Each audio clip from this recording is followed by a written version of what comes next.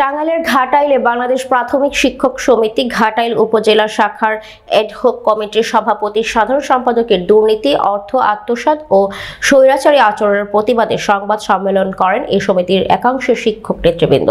সংবাদ সম্মেলনে সন্ধানপুর সরকারি প্রাথমিক বিদ্যালয়ের সহকারী শিক্ষক দেলোয়ার সুলতানা লিখিত বক্তব্যে তিনি দুর্নীতির কথা তুলে ধরেন।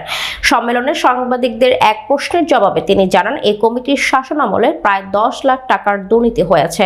স্বৈরাচারী আচরণ, দুর্নীতি ও অর্থ আত্মসাৎ প্রতিবাদে তাদের কর্মসূচি অব্যাহত থাকবে বলে জানিয়েছেন শিক্ষক নেতৃবৃন্দ।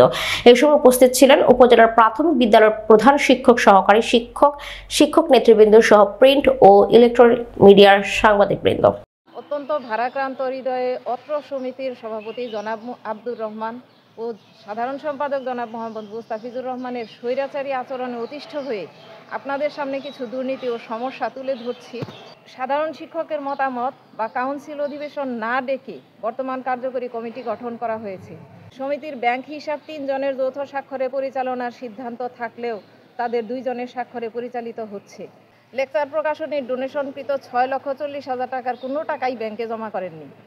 তারা এতই ক্ষমতাবান যে আমাদের উপজেলায় সরকারি প্রাথমিক বিদ্যালয়ের প্রধান শিক্ষকরা বিগত 9/3/2014 সাল থেকে সদ্য 2য় শ্রেণীর গ্যাজেটেড মর্যাদা পাওয়ায় শুকরানা আদায় উপলক্ষে গত 24/3/2025 তারিখ উপজেলা অডিটোরিয়াম কাম কমিউনিটি সেন্টারে ইফতার ও দোয়া মাহফিলের আয়োজনের সিদ্ধান্ত নিয়ে ফেসবুকে প্রচার দিলে জেলা কমিটির সভাপতি জনাব মুজাহারুল ইসলামের নির্দেশে উক্ত ইফতার বন্ধের জন্য ফেসবুকে বিভিন্ন অকথ্য অপপ্রচার চালানো শুরু করেন। তারই ধারাবাহিকতায় গত 23/3/2025 তারিখ আমরা সহ আরও 15 জন প্রধান শিক্ষক উপজেলা দপ্তরে বিভিন্ন অফিসে ইফতারের মৌখিক দাওয়াত দিতে গেলে তাদের সাথে দুর্ব্যবহার করে এবং খারাপ ভাষা প্রয়োগ করে, গালিগালাজ করে।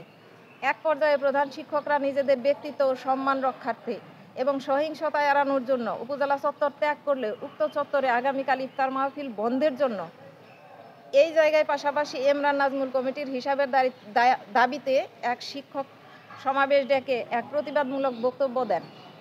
অতএব আমাদের সংগঠনটি বাঁচিয়ে রাখার জন্য উপরোক্ত কথাগুলো আপনাদের বিভিন্ন মিডিয়ায় জোরালোভাবে তুলে ধরবেন প্রত্যাশায় আমরা সংবাদ সম্মেলন করলাম।